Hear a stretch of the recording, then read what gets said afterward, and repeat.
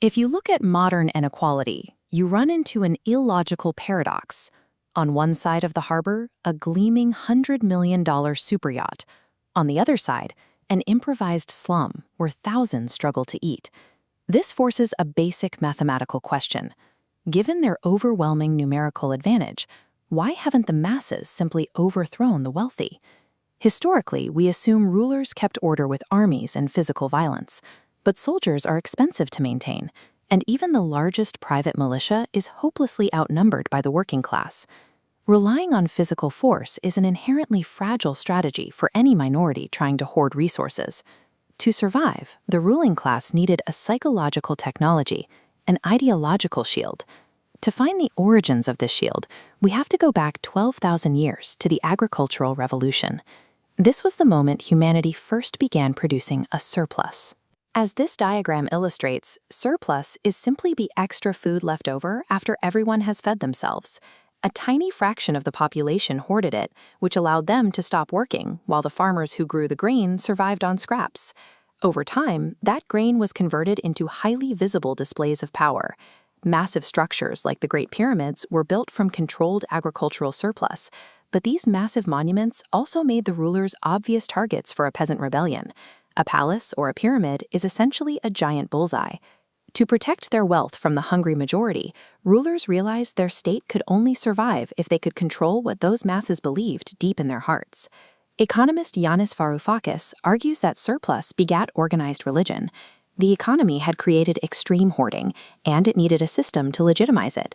That system was the ancient clergy. They were instituted specifically to perform ceremonies that framed the brutal, unequal distribution of resources as a perfect divine order. Rebellion was rebranded. An uprising moved from a political dispute with a greedy king to a sin against God, a cosmic violation that threatened the entire natural order. For thousands of years, the state and the clergy were essentially one and the same, a joint venture engineered to protect economic surplus from the majority.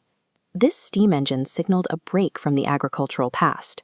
This mechanical flywheel represents a world where production wasn't limited by the seasons, but by the speed of the machine. This created an immediate ideological conflict. Traditional religions strictly forbade charging interest on debt, calling it the sin of usury. Yet the new industrial entrepreneurs needed debt and the profit it generated to survive. Religion adjusted to this economic necessity. During the Protestant Reformation, the moral code was rewritten to embrace interest-bearing loans. The profit-seeking merchant was recast as a hero doing God's work. When the core engine of an economy changes, the dominant religious narrative rewrites itself to protect the actions of the new ruling class. As the scientific revolution progressed, traditional religion began to lose its absolute, unquestioned control over the masses' beliefs. This presented a crisis for the ruling class. They still possessed massive wealth, but their old ideological shield was breaking. They required a secular replacement. Watch as this stained glass window becomes a financial chart. Economics became the new secular religion, using mathematical equations to prove that extreme market inequality is simply the ultimate natural order of things. Today's TV economists function remarkably like ancient tribal oracles. They rely on mystical, unquestionable notions to explain away their constant failures to predict the chaotic reality of the market. When millions lose their jobs, economists deploy abstract concepts like natural unemployment or insist the cure is deregulation. It is the same mechanism ancient priests used when they blamed a bad harvest on the anger of the gods. The economy produces goods, and it also produces the belief systems necessary to keep the masses compliant.